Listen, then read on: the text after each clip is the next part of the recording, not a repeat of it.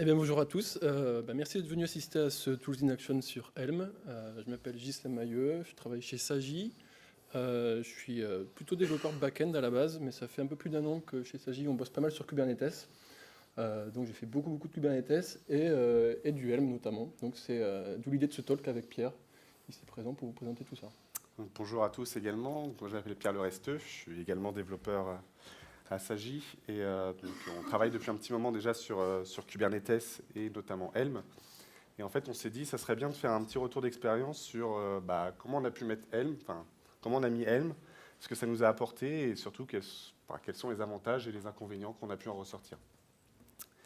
Avant de commencer, en fait, on tenait à préciser qu'on va se focaliser sur Helm et que du coup, tout ce qui est notion de Kubernetes, il y a assez de talk aujourd'hui et demain et après-demain dessus. Donc on ne reviendra pas dessus, tout ce qui est conteneur, déploiement, etc. On va juste se focaliser sur Helm. Alors le Tools in Action, il va se décomposer en plusieurs parties. D'abord, on va installer une application avec les commandes kubectl classiques. Ensuite, on va voir comment est-ce qu'on peut faire la même chose avec Helm. Et puis enfin, on verra est-ce que vraiment on a besoin de Helm ou pas. Donc avant de démarrer la démo, on va quand même vous expliquer un petit peu ce que c'est que Helm et ce que ça peut apporter. Helm, c'est en fait, c'est le package manager de Kubernetes. Ça permet de packager ces applications sous forme de chart. Un chart, c'est quoi? En fait, c'est une archive dans laquelle il y aura des templates de fichiers YAML. Les fichiers YAML que vous utilisez d'habitude pour déployer sous Kubernetes, là, ce sera des templates de fichiers YAML avec des variables, et c'est Helm qui va s'occuper de remettre tout ça au moment de l'install ensemble pour l'installer sur le cluster. Donc le chart, en fait, on va s'en servir au niveau du client Helm pour le pousser sur le cluster Kubernetes où il y aura la partie serveur de Helm qui s'appelle Tiller, qui en fait va résoudre les templates avec les valeurs dynamiques que vous lui aurez passées. Il va produire les fichiers YAML classiques qu'on utilise dans Kubernetes et les pousser vers l'API Kubernetes. Et de là, l'API elle va créer les choses que vous connaissez certainement déjà, les déploiements, jobs, secrets, config map. Et à côté de ça, Tiller aussi va se charger de garder un genre d'état de la release en fait. Il va garder le fait de savoir quelle ressource a été déployée avec quelle version de la release. Donc ça, on verra que ça peut être utile un peu plus tard dans la démo. Donc la démo. Donc comme l'a dit Pierre, on va d'abord commencer par déployer, vous montrer comment ça se passe avec notre application avec un fichier YAML classique. Donc je vais commencer par le déployer et puis vous montrer ce qu'il y a dedans. Donc l'application qu'on a utilisée pour cette démo, c'est une application qui s'appelle K. Comme on aime un peu Camelot, on a décidé de faire une application qui affichait des citations de Camelot aléatoires. Donc c'est juste un pod avec notre image, notre application. Elle se connecte à une base Mongo qui contient les citations. Elle expose un service HTTP. Ensuite, on a le Mongo, qui lui aussi expose un service qui va être tapé par l'appli. Et pour terminer, on a le secret qui contient le mot de passe pour accéder à la base. Donc, normalement, ça devrait être déployé. Oui, on l'a ici qui tourne. Du coup, si je prends...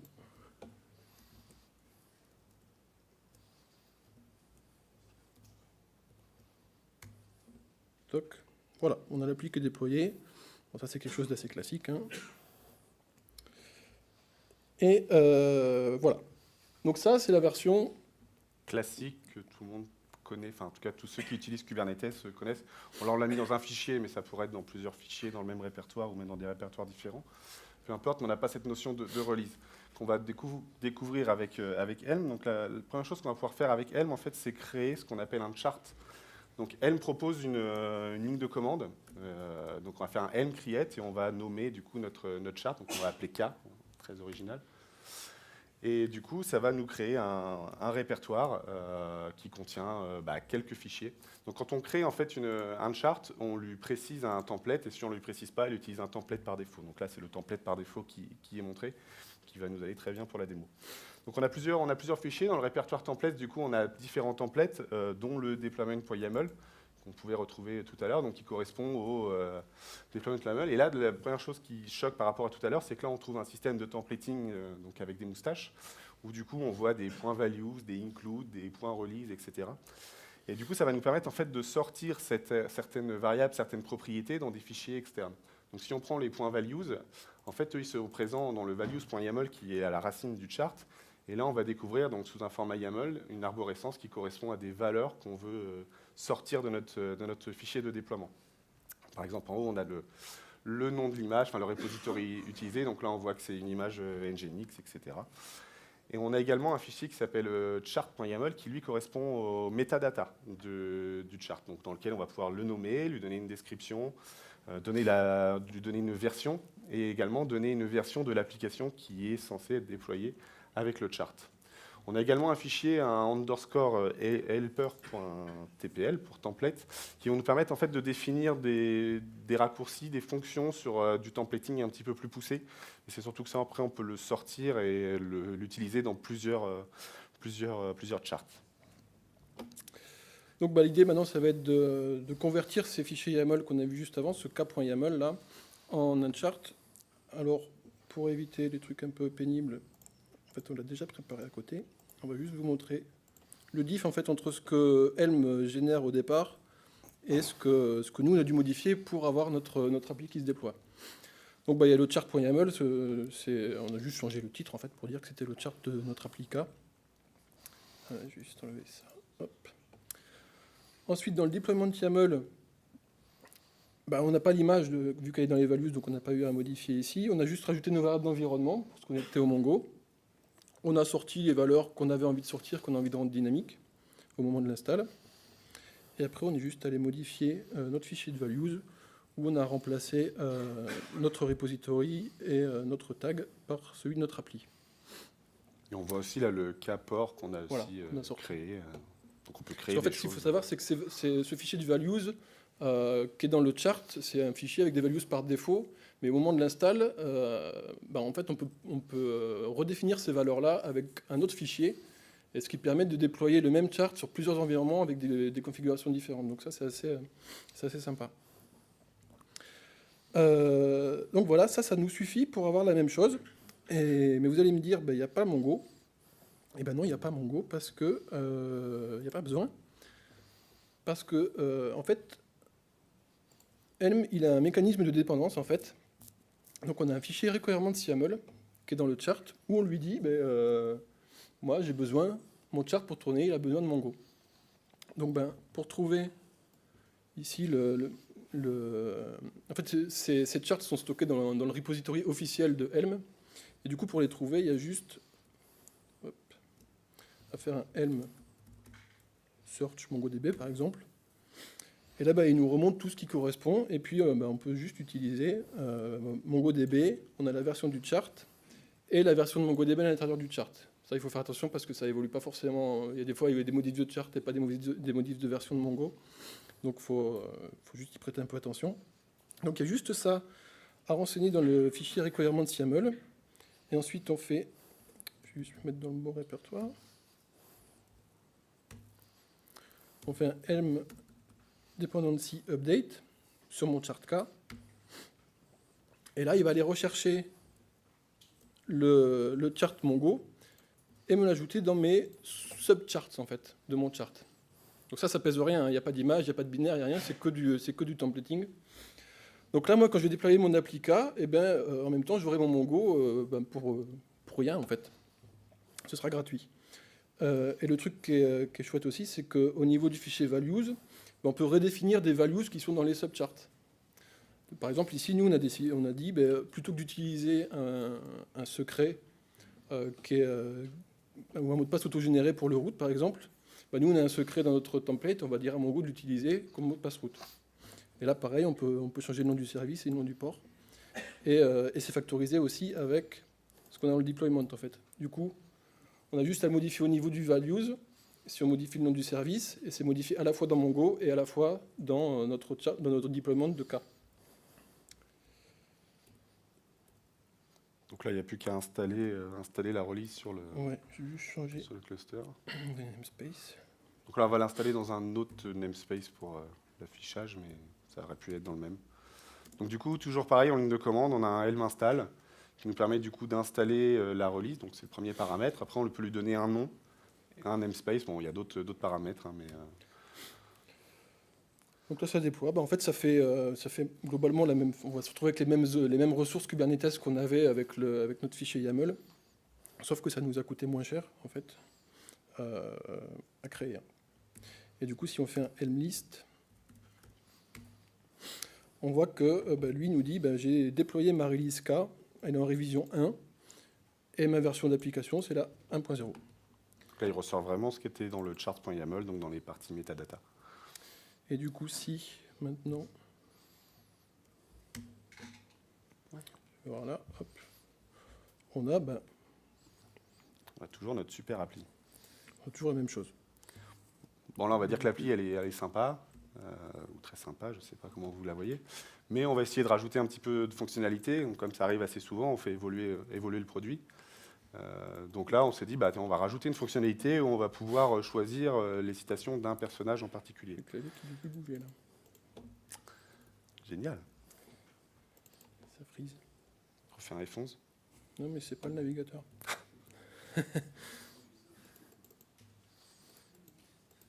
Ah, il veut plus. C'est cool. Ouais. C'est rideau. Ça sent le reboot, là. Ça va faire mal. Sur les 30 minutes. Ouais, du coup. Ça va demander d'éteindre.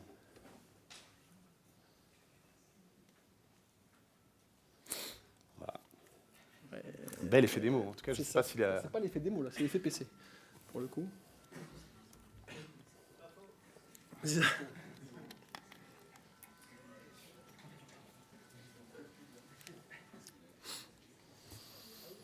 C'est violent. C'est violent, mais j'ai pas le choix. Écoute, on va meubler. Hein. Du coup, oui, là, l'idée, c'était de vous montrer un upgrade. En fait, le temps que ça redémarre. Ouais, je vais m'en occuper. Pardon. Ah bah oui, j'ai plus de micro. Du coup, oui, l'upgrade, c'est un peu comme l'install. Là, ce qui se passe, c'est qu'on va les modifier. On aura juste à modifier dans notre fichier values la version de notre appli. Et on fait un Helm upgrade en lui précisant quelle release on veut upgrader sur notre cluster et avec quel chart.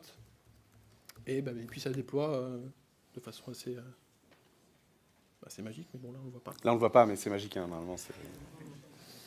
C'est juste que du coup on a un mécanisme du coup, de montée de version. Donc on avait un Helm install au début. Là on passe en Helm upgrade. Donc du coup il va créer une nouvelle révision.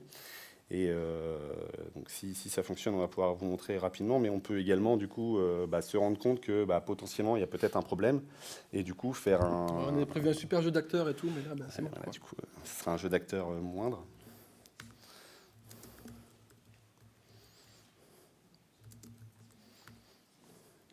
On n'a pas de bol parce que normalement c'était mon PC qui est censé être utilisé, mais il ne marche plus depuis hier. Et le backup est pas terrible.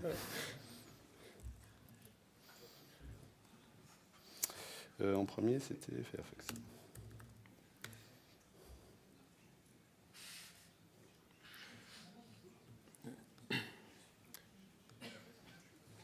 On avait déjà récupéré notre appli, je crois. Ou pas. Ah, en fait, je suis même pas en... Depuis tout à l'heure, ok. Ça, deuxième, tu voulais...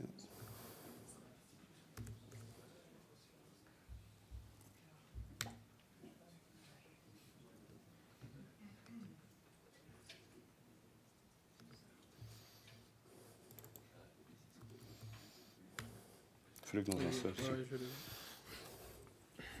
Juste relançant en clone.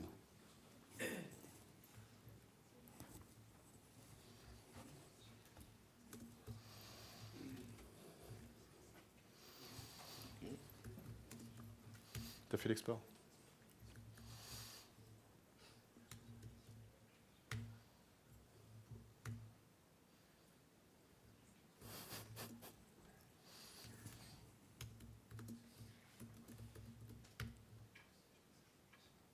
On va faire une minute.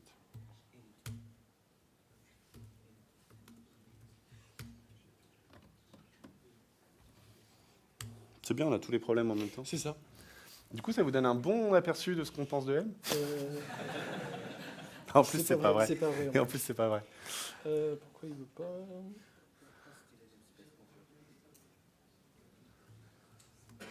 Le micro-K8S, il n'est peut-être pas encore lancé. Ouais.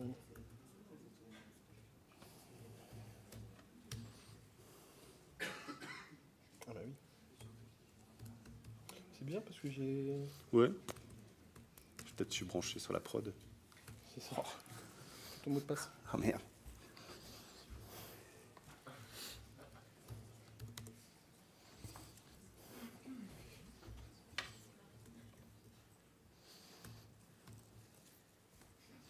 Super.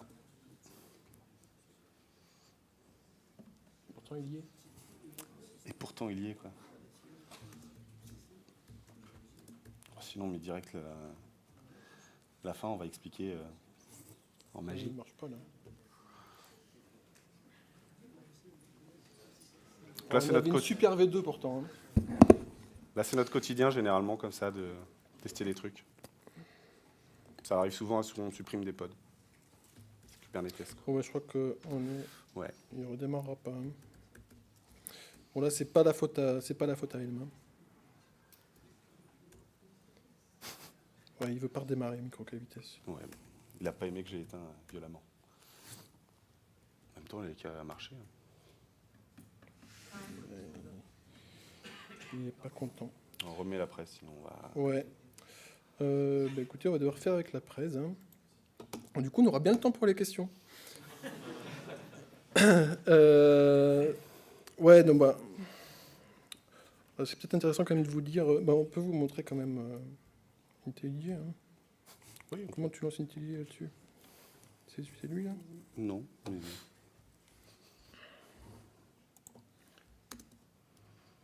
Tu peux pas.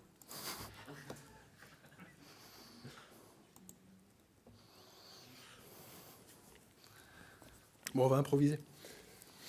Donc logiquement, on mettait à jour la version 2, après on rollbackait. Donc c'est une notion qui existe dans Helm où du coup on peut revenir à un état antérieur en lui précisant la révision sur laquelle on veut revenir. Donc en fait, il calcule le diff de ce qui a été modifié entre-temps au niveau Kubernetes. Et comme il garde, ouais, en fait, Tiller, côté Kubernetes, il garde toutes les releases sous forme de config map en fait. Du coup, il sait exactement ce qu'il a déployé pour telle ou telle release. Et du coup, quand on fait un rollback, il sait exactement faire le diff et puis savoir quoi redéployer ou quoi conserver en fait. Ça marche pas. Le PC de backup de ouf. Ok, Non mais c'est bon. c'est de mieux en mieux. Et On l'a répété 3 fois cet après-midi, c'était allé. Hein. c'est la fois de trop. C'est ça.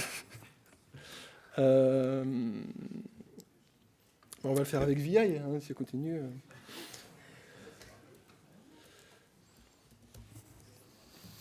Non mais montre plutôt la presse, Ah, on mais va là, expliquer les trucs. il est heureux. Ah, il a replanté? Non. Non, bah montre juste la presse parce qu'on va éviter le code. C'est pas notre fort. Il veut même pas. Ah bah oui, il faut la relancer, tu l'as pas relancée. Si, je l'ai relancé, je crois. Non. Ouais, même le PC, il est Je mort. pense qu'il faut changer le PC là. Ouais, je crois. C'est bien, on a 2 PC à changer. Ok, bah si on n'a même plus la presse, c'est pas cool. Hein. Comment vous dire? Donc là, normalement, après, on faisait un retour sur les avantages de Helm. Donc, c'est pas grave, on va le faire de tête, hein, on va s'en souvenir. Le premier, clairement, c'est toi qui parles, mais si tu veux, je le dis. Ouais, parce que je me rappelle plus. Moi, Ok, c'est le templating. Clairement, c'est quelque chose qui n'est pas présent, en tout cas, dans les versions sur lesquelles on commençait à travailler de Kubernetes, n'était pas présent et ça nous apporte énormément. Il y a la notion d'helpers aussi qu'on a vu tout à l'heure, donc qui nous permet de redéfinir pas mal de fonctionnalités de templating. On avait également la notion de packaging. En fait, on l'a vu rapidement avec Mongo, mais en fait, notre chart, on est capable de le packager et de le déployer, en fait, de le rendre disponible à d'autres. Et en fait, du coup, notre application peut être présente dans un requirement d'une autre application. Donc, c'est un mode de distribution du coup qui permet du coup d'avoir comme ça des repositories. Donc, c'est plutôt intéressant. Du coup, ça nous permet de mettre en prod également nos méthodes de déploiement. Il y a quoi d'autre? Il y avait les hooks. Oui, les hooks, ça c'est un concept qui est introduit par Helm aussi.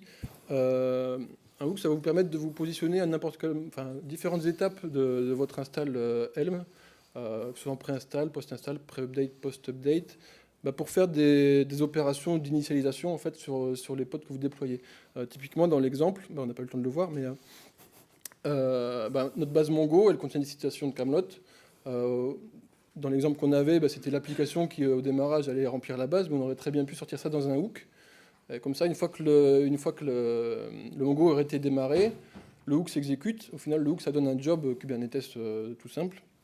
Et lui aurait pu aller insérer les données en base. Donc en gros, c'est à ça que ça sert les hooks. Donc c'est assez pratique. Il y avait autre chose aussi qu'on devait vous montrer, c'était le rechargement de configuration. Ça, c'est quelque chose qu'on utilise pas mal chez Sagi aussi. C'est qu'on a des applis qui utilisent des fichiers de conf, comme beaucoup d'applis, et qui les chargent au démarrage, mais qui ne rechargent pas les modifs à chaud. Et nous, ces fichiers de conf-là, on les stocke sous forme de config map. Et en fait, du coup, comme c'est des fichiers de conf, ça vit un peu, et il arrive que ces fichiers de config soient modifiés, que les config maps soient modifiés.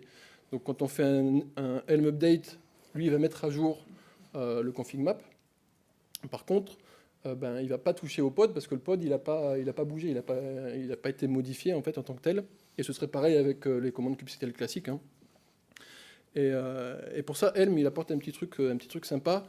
C'est que comme on a du templating moustache, là ça peut être pratique de vous le montrer, enfin de vous l'expliquer comme ça, mais je vais essayer quand même. En fait, on peut inliner le contenu du template associé au config map, en faire un SHA-256 et le mettre dans une annotation qu'on met dans le deployment de notre appli. Ce qui fait qu'à chaque fois que le config map va être modifié, quand on va faire l'install et qu'il va résoudre le template, le chat va bouger. Et du coup, pour lui, il considérera que le pod a bougé et il redémarrera automatiquement le pod. Donc ça, c'est pratique pour les config maps, pour les secrets, pour ne pas avoir à aller sur le cluster redémarrer les pods à la main ou tout autre mécanisme à mettre en place. Quoi. En fait, ça fait un système de dépendance entre ressources Kubernetes, mais un peu du pauvre, mais qui fonctionne en tout cas. Vas-y, continue, c'est à toi après. Non, après, c'était les mauvais côtés. Non, mais il y en avait encore un bon, mais je ne sais plus. On a fait quoi? Ça devait pas être terrible. Mais Attends, imagine, ça s'ouvre. Non, faut pas rêver. Là où on en est, ça peut plus marcher. Non, les bons côtés, c'était 6 qu'on en avait. Ouais, on y reviendra. Ouais. Après, oui, il y a quand même des côtés qui sont pas hyper cool à l'utilisation quotidienne de Helm, même si ça apporte beaucoup de trucs sympas. Il y a des points qui sont un peu problématiques, qui font que c'est pas parfait, quoi. Bah, dis-les. J'essaie de me rappeler en parlant. Moi, je me suis rappelé le bon point, c'était le rollback, le mécanisme de rollback. Alors les hooks, justement, on en parlait juste avant, c'est quelque chose qui est sympa, mais ça peut aussi poser problème parfois, parce que ça se passe pas toujours bien, les installs. Il peut y avoir des cas où il y a une install M qui plante, parce qu'elle tombe au timeout, ou parce que le cluster n'a pas répondu à temps, etc. Et du coup, par exemple, les hooks, généralement, ils ne sont pas hyper bien nettoyés, ce qui fait que s'ils ne sont pas exécutés correctement, on a les jobs qui restent là, et puis quand on va vouloir faire un upgrade de la version d'après, il va dire non, mon hooks, il est encore là, j'ai déjà un job qui s'appelle comme ça, et du coup, je ne sais pas quoi faire, donc je ne fais rien. Du coup, voilà, ça fait des petites opérations à faire manuellement dans le cas où il y a des soucis, en fait. Ça, d'ailleurs, c'est le gros problème en fait, de Helm. Enfin, en tout cas, c'est ce qu'on en a ressenti quand on l'a utilisé dès le début. C'est que quand ça se passe bien, c'est génial. Quand ça ne marche pas bien, et vous voyez comment on a la poisse. Autant dire Helm, encore une fois, c'est pas Helm. Non, là, je pense que c'est vraiment nous, vitesse qui est parfait. Donc, quand ça se passe pas bien, en fait, la release du coup a un état. Son état du coup n'est pas marqué comme deployed, donc il n'est pas satisfaisant. Et dans ces cas-là, Helm refuse de faire une montée de version. Donc il n'est vraiment pas gentil. Et le problème, c'est que du coup, le seul moyen qu'on a de rétablir, c'est de faire un rollback. Mais si le rollback également plante, on se retrouve en fait avec une release qui est dans un état ou qui est entre deux révisions et qui n'est toujours pas déployée. Donc avec Kubernetes, en plus derrière, on ne sait pas trop les pods, lequel fonctionne, etc. Et du coup, on n'a pas trop le choix, c'est qu'on est obligé en fait de supprimer la release. et de la supprimer. On a des suppressions, en fait, on a une suppression classique et la suppression avec purge, donc là qui va vraiment supprimer Voilà. tous les objets qui en découlent. Mais globalement, à chaque fois, on s'en sort, hein. C'est juste que c'est quand même des opérations manuelles à les faire pour remettre le truc d'équerre avant que ça puisse remarcher. Et du coup, ça me fait me souvenir d'un autre point qui est un peu, enfin, pas pénible, mais voilà, qu'il faut savoir, c'est que quand on fait un Helm delete pour enlever une release, il supprime tout. Et nous, au fait, au début, ça nous paraissait un peu bizarre parce qu'on nous dit, tiens, c'est bizarre, sur le cluster, on n'a plus de données, en fait. Nos données, ils sont parties, nos partitions de volume, il n'y en a plus. Et en fait, oui, c'est parce qu'en fait, on gérait nos partitions de volume claim avec Helm, et du coup, quand on supprimait les releases, il les supprime. Ce qui fait qu'on n'arrivait plus après à s'y reconnecter parce que le partition de volume claim n'était plus lié au PV, et du coup, après, c'est compliqué. Du coup, nous, la solution, c'était de sortir les PVC dans des YAML classiques en fait, qu'on installe avec une commande cube normale, quoi. C'est ça. Et voilà. Ça, l'autre point aussi qu'on a, c'est la gestion des secrets.